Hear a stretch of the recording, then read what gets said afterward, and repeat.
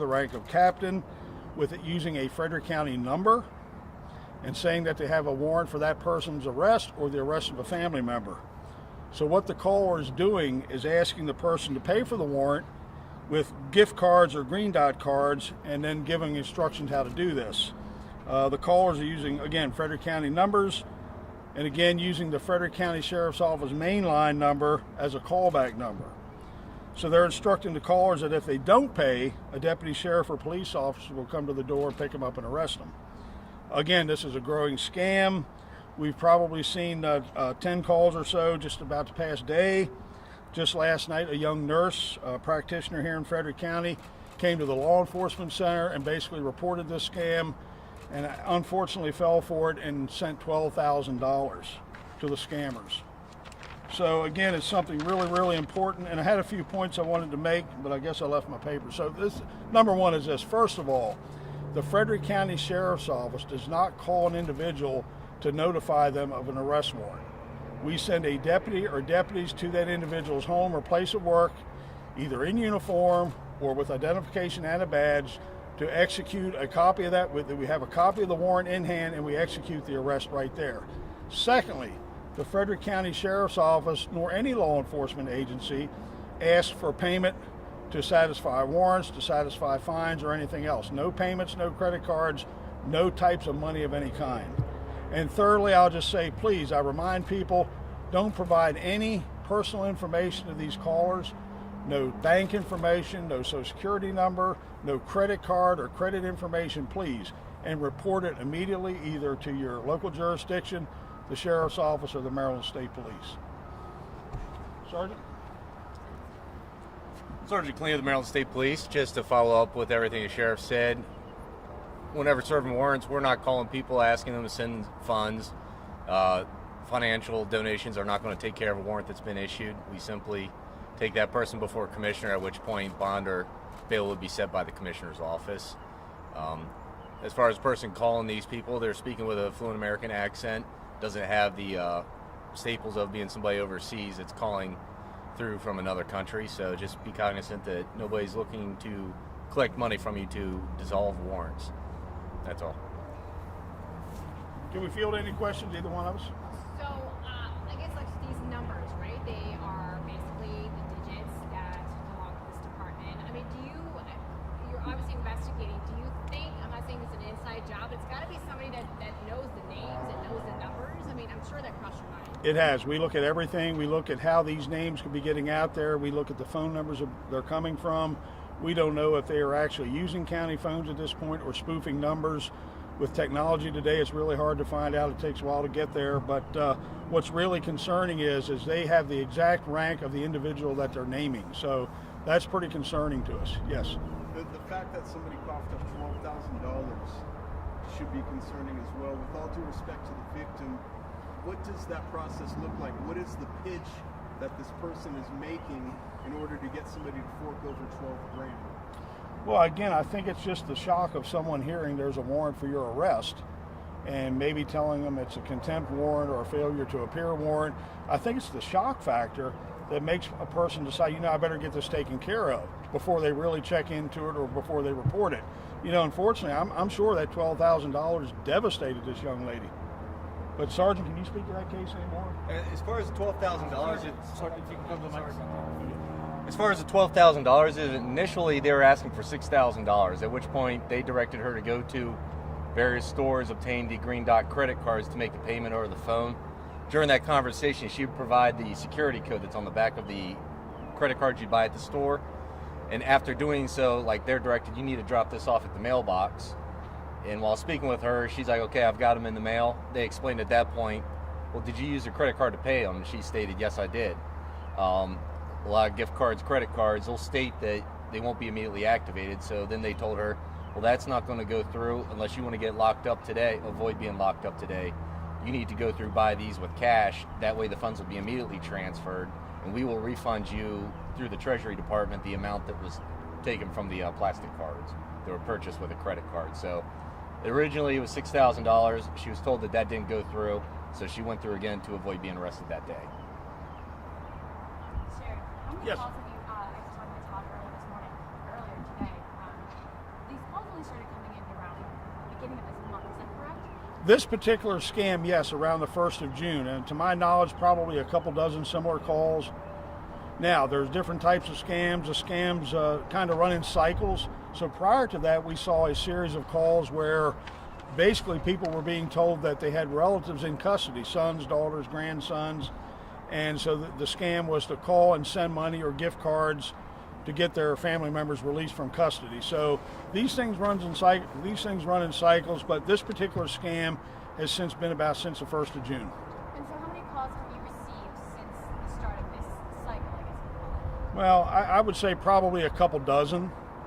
And actually, we're just getting calls today. And as I was coming out the door to be here, I got a call from a gentleman. I'm going to get right back to him, forward a call to my investigators. Sheriff, I mean, I'm not saying that, like, are you so surprised that this kind of stuff still happens? Would you want the FBI to get involved in something like this? I know this is really hard to track down. Like, how are you supposed to even find out who's doing this? And Well, the fact that people are yeah. involved? Listen, we certainly have the technology, the talent, the knowledge to do this.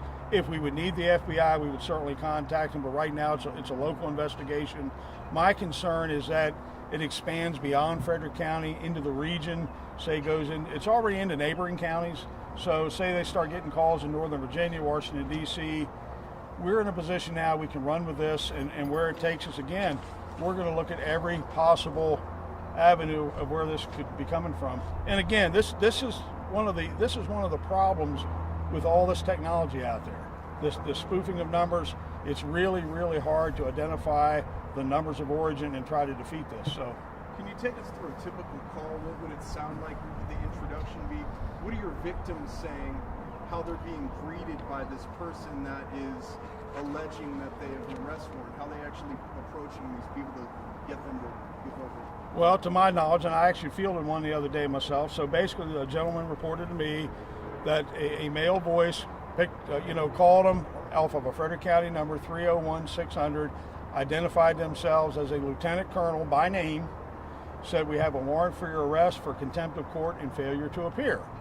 Now we can either, if we don't get this much payment in these green dot cards in a certain amount of time, we're going to send deputies out and place you under arrest, and you'll be taken to the commissioner, blah, blah, blah. So a lot of people, again, it's that shock factor. They don't know what to do. So if it's, it's been anywhere, again, from, I think, as small as $1,000, maybe up to that $6,000 the sergeant was talking about. But it's a very casual, calm conversation, and people in Frederick County know this office pretty well. They know some of the names, and they know some of the commanders' names by rank. So, it's very believable. That's what's so disturbing about it. So just to make sure, they're actually claiming to be an actual member, using names of actual Correct. members They of could be the saying, I'm Sheriff Chuck Jenkins. I'm calling you because there's a warrant for your arrest. Yes. I'm using my name because I don't want to identify my commanders. Sheriff, what should someone do if they get one of these calls? I would simply say, listen to the call, listen to the detail, listen to what is requested. Make sure you write down the number, and immediately when you hang up the phone, contact law enforcement. Again, either Frederick County Sheriff's Office, if you're in the city of Frederick City Police, you can forward it to us, or the Maryland State Police. Just to reassure people, how do you go about executing warrants if somebody has a court warrant or an FTA or something like that? How does your office go about serving? So if we have a warrant for your arrest, an arrest means we physically take you into custody. We will send a deputy or multiple deputies, depending on the situation, to your home, ideally, or if you're hard to find, we may have to come to your place of work. We will have a copy of that arrest warrant in our hand to serve you, and we will basically take you into custody. We don't call to tell you we're coming. We don't call to tell you there's a warrant on the street for your arrest. We simply show up and take you into custody. Like the sergeant said, some warrants you go before a judge, some warrants you'll go before the district court commissioner. But again, we never ever ask for payment, credit card, cash, any type of monies.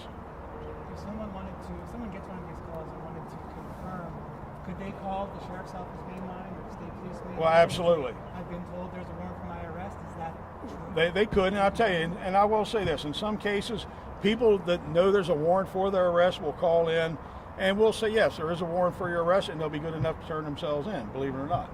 So that's a factor we have to keep in the back of our mind, that some people will turn themselves in. But again, these types of calls, these type of scam calls, please get all the information you can, jot down as much as you can, remember as much detail, and get a hold of us right away. And Sheriff, what are you saying to the seniors out there? Well, seniors are particularly vulnerable. And I say this because I think the older you get, these things are thrown in front of you. There's a little bit larger shock factor. Your immediate reaction is to let me get what I need to get this taken care of. Let me go to the bank, get money, let me get these gift cards, and let me get this resolved. And as a matter of fact, a good friend of mine who's a retired firefighter, I was over at his house in Frederick 2 weeks ago. He had the exact same thing. And I went over and I listened to the message, and I talked to him and his wife, the exact same scam, and he knew enough not to react to it, but to get a hold of me right away. So, Sheriff, are these people targeted? How do they find out who to call with a warrant? We haven't identified a pattern on how they target someone yet. We haven't figured that out that I know of. It's just random. Random, probably at this point. Maybe they're getting them off a court record somehow. I don't know. Do you guys have recordings or anything like that? Pardon me? Do you have recordings of such conversations, like, or as part of your investigation? I can't answer directly. I do believe that, I know in the case that I went over and visited the firefighter, he did have the recording saved, so I'm sure some people do. So if somebody's watching out there and actually doing this, what are they wanted for? What is the penalty for spoofing and ultimately extracting money from the victim? Well, it's certainly fraud, theft scheme, depending on the amount of money. It could be a misdemeanor, could be a felony. But believe me, if we identify who this is, we're going to charge them with everything we can. We're going to throw the book at them. How hard is it to track down these guys?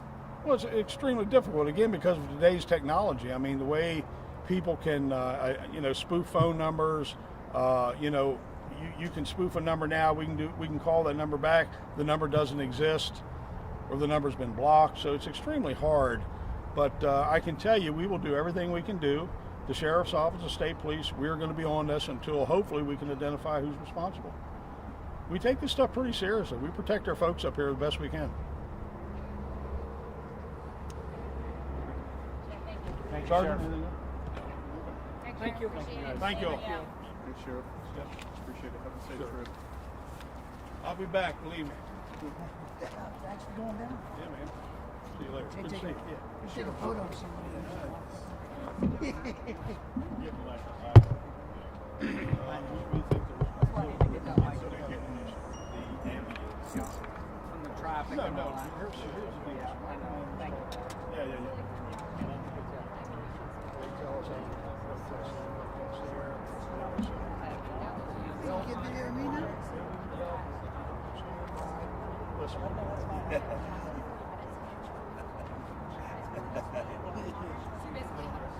Oh, I basically, yeah, these are photos, yeah, I just like this the entire time.